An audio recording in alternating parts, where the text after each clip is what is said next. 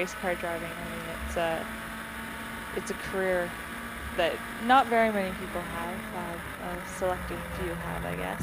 How do you get into something like that? It kind of runs through the family. My father was involved in racing since he was in college, and he was doing autocrossing. And in the early 2000s, he got his autocross or his road racing license.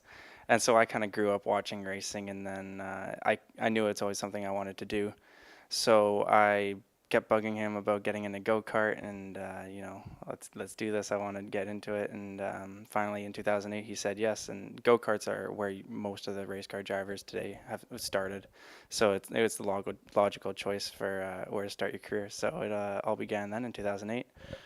And when you get to go kart racing, is it like just a little theme park that you start at, or is it something a little more, intense than that?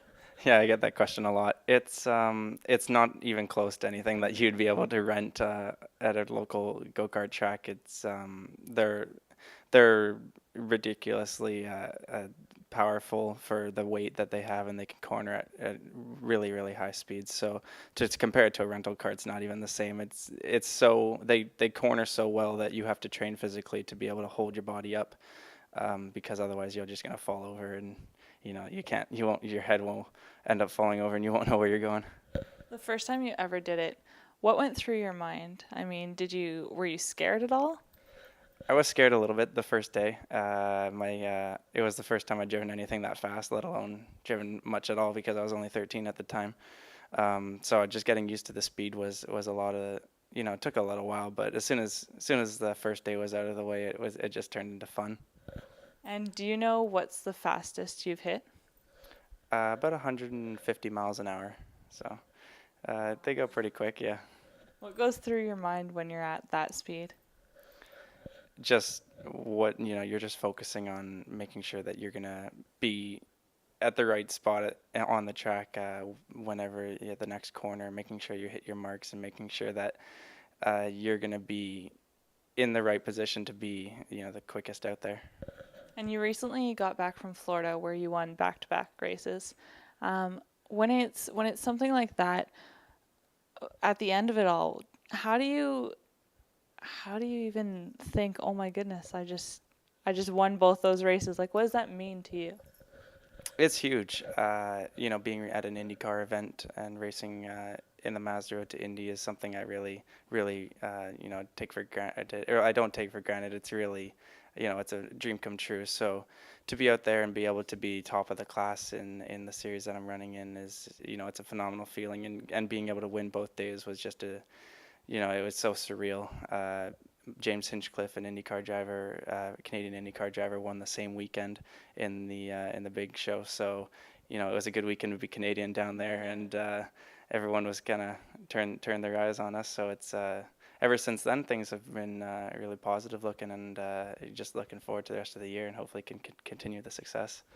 And the rest of the year, I mean, even next weekend, you've got something huge coming up. It's a first for you. Can you tell us a little bit about the oval track and what it all means? Yeah, absolutely. It's unlike what we normally drive on. Normally we turn left and right on road courses and uh, go through challenging technical sections, but this is two corners in an oval track, and it's going to be a lot different, more side by side racing. So that's going to be, first of all, that's going to be exciting because it's something I've never done. But the second part that makes it exciting is it's the same weekend and in the same city as the Indianapolis 500. So there's going to be a lot of people there from that race watching our race, supporting us, and the two events are tied together really closely. We'll be doing autograph sessions at the big track in front of all their fans, and I even get to do a pace lap around the big track in front of all the fans because I'm the points leader at this time. And that's a huge accomplishment. I mean, not many people can say that they get to do the first lap. When you heard the news, do you remember where you were and what your reaction was? The news to getting to it's just trying to picture what it's going to be like driving down that track, looking up both sides of you, and 300,000 people looking down on you. It's going to be a pretty cool experience. Now, when you're in a race, do you take time to research your opponents, who they are, and do you sort of take a look at their habits in order to know how to beat them? Yeah, well, one of the nice things is that this series is a step up from where you start in cars. So I started racing against these people ever since, go-karts and into cars. And so I know them pretty well at this point, and we all kind of know how we race each other. So if people, you kind of have reputations at this point already, and you kind of know what people's reputations are. So it's yeah, you don't really have to do your homework every week because it's the same competitors, but you definitely want to know who you're racing against. Now, I've clearly never been in a race car. I don't know what the whole experience is like. I probably couldn't handle it, to tell you the truth. Um, but I'm the type of person that when I'm driving, I need music. Now, do you have something in your ear the entire time, whether it's someone speaking to you or is it just you alone in this car? When you start off in go-karts, it's just you alone, but then when you progress into cars, you start to have radios in your car. So there's people talking to me, telling me kind of what's going on, what my surroundings are, and especially on the oval track, they'll be telling me if someone's beside me, whether they're on my right or on my left, and if I'm making a pass once I'm clear of the person. So yeah, they just help you out and make sure that you have that little is like an extra sense, something telling you what's going on around you. And is it ever distracting or is it just like a voice in your head? You got to have the volume just right. Sometimes you go around and the first time they talk on the radio, you're like, oh, that's way too loud, and it'll startle you. But yeah, normally it's fine. You're so used to it by the time that you're at this level.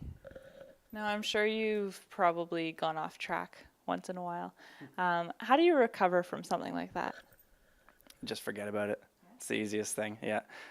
Well, it's hard to forget about it, but it's the only way to get back to where you were before. I had 2 crashes last year. They're fairly big, and you just have to put them aside and just focus. And if you were getting in like an inch away from the wall before you had the crash, you still got to get right back to that same point because you're going to be slower if you don't. So it's just forgetting about it and moving on is the best thing. And how do you get better and better at your races? I mean, there's only a certain speed your car can go to, right? So how do you continue to win races and practice really? So there's two parts to that. One is for practicing, you go-karts are the best way to practice for relatively inexpensive compared to driving a car.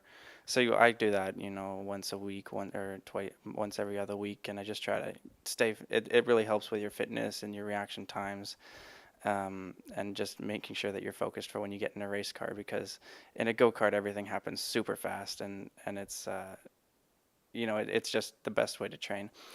And then the other part is set up on the cars, which is huge once you move into this level. And I'm with a great team, Cape Motorsports with Wayne Taylor Racing.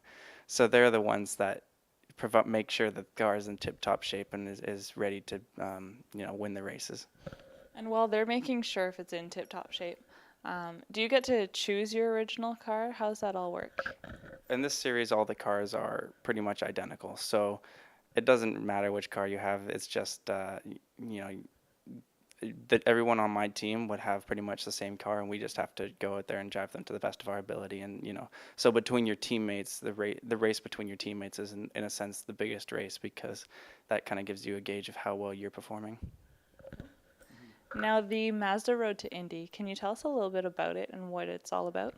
Yeah, it's a very unique system that's world class, the only one in the world at the moment where it's a defined ladder all the way to IndyCar. So I'm in the first step of this ladder, and if you win the championship in this series, then you move up to the second step of the ladder. You win that one, you move to the third step of the ladder, and then if you win that one, you can go into IndyCar. So it really rewards the champions by paying for their rides for the next year. Mm-hmm. And you've been nominated for a scholarship, is that right? Which one is that? Potentially the Team Canada scholarship. Yes. Yeah, that's the one. Yeah, yeah. Last year I was nominated for it.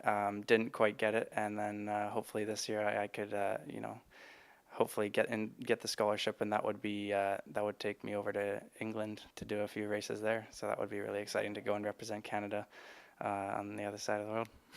And I mean, when it comes down to schooling, you are still in high school, you're about to graduate. How does racing and school conflict? It can get pretty hectic. I miss a lot of school, so luckily I go to a good school where my teachers are really accepting and they understand what I'm trying to do, so they'll be lenient with me. But I still get my work done. I just have to work really hard once I get home, and then to be the best at racing, you just have to forget about everything else once you're at the racetrack. So when I'm leaving for a race, I don't think about school, and when I'm at school, I think about racing and school. Yeah. And do you have one one race car driver that you absolutely look up to and have since you were younger? Yeah, for sure. Fernando Alonso in Formula One is kind of my, for for skill, he's kind of the guy that, I would really like to I really look up to. Um, and IndyCar and as a Canadian, I really look up to James Hinchcliffe because he's kind of setting the benchmark for social media and making sure that you get yourself out there. So he's doing pretty much the best job out of any of the IndyCar drivers at that. So yeah, I really look up to him. And getting yourself out there, do you have a Twitter account? I do, yeah, Scott_Hargrove. So yeah, follow me. It's I could always use more followers. And you were writing a blog as well. Do you still keep up with that? I do, yeah. It's on my website, so I update it. If I have any new information or just how my races went and things like that. And this trip coming up on the 25th, I believe you leave on Monday. What's the thing you're looking forward to most, aside from obviously the race? Seeing all the amount of people that are going to be there, doing the autograph sessions is going to be really fun, and then just being involved at the Indy 500, which I've never been to, surprisingly. So I'm just going to soak it in, be a spectator for the race, and really enjoy my time. Now I have one more question for you. I try to ask each of my guests, and luckily you're actually the first race car driver that I've ever spoken to. So I'd like to know what type of socks you wear. What socks have you chosen today? Right now I'm wearing black chest socks, but normally it's low ankle socks, white ankle sport socks. And is there a reason you chose those? Just because when I wear shorts, I don't like seeing the socks above my shoes, pretty much. That's a good answer. There's many people that don't live by that rule, and they should. Yeah. Thank you so much for your time. Thank you. Pleasure speaking with you. Thanks.